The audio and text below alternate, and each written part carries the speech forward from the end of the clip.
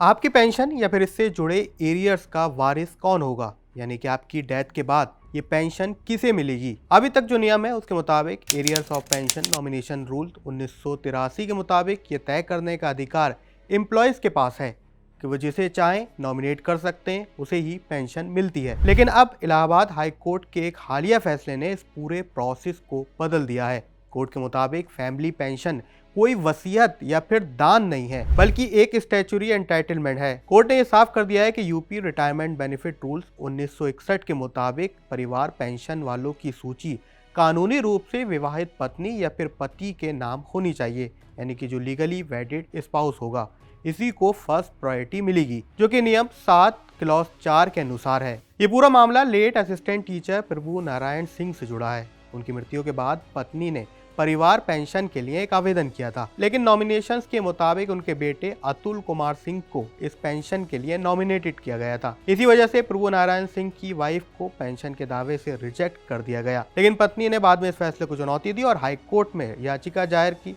अब इनके पक्ष में ये फैसला आया है। ऐसे में अगर आप अपनी पेंशन में नॉमिनेशन कर रहे हैं तो किन बातों का आपको ध्यान रखना होगा।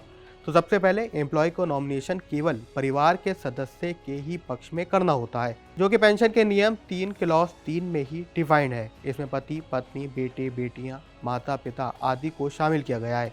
लेकिन नॉमिनेशन का मतलब है कि आप ऑर्डर ऑफ प्रायोरिटी, यानी किसको कैसे पेंशन मिलेगी, ये आप नहीं बदल सकते हैं।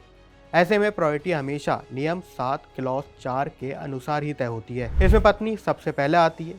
अगर पत्नी नहीं है तो आपके बेटे पेंशन पाने के लिए एलिजिबल हैं, तभी बेटे और बेटियां जैसे दूसरे सदस्यों को मौका मिलता है। ये उनकी एलिजिबिलिटी, यानी कि कितनी एज है, कितनी निर्भरता है, यानी कि वो डिपेंडेंट है, और इस पर जैसे फैक्टर्स पर डिपेंड करेगी। तो कुल मिला के आप नॉमिनेशन में ऑर्डर ऑफ प्रायोरिटी, यानी अपनी पत्नी के आगे अपने बच्चे को नहीं रख सकते, ये कानून के हिसाब से नहीं है। तो आगे अगर आप अपनी पेंशन में नॉमिनेशन बनाने के बारे में सोच रहे हैं तो इन सभी बातों का ज़रूर ख्याल रखें। हमारी वीडियो कैसी लगी हमें कमेंट सेक्शन में ज़रूर बताएं।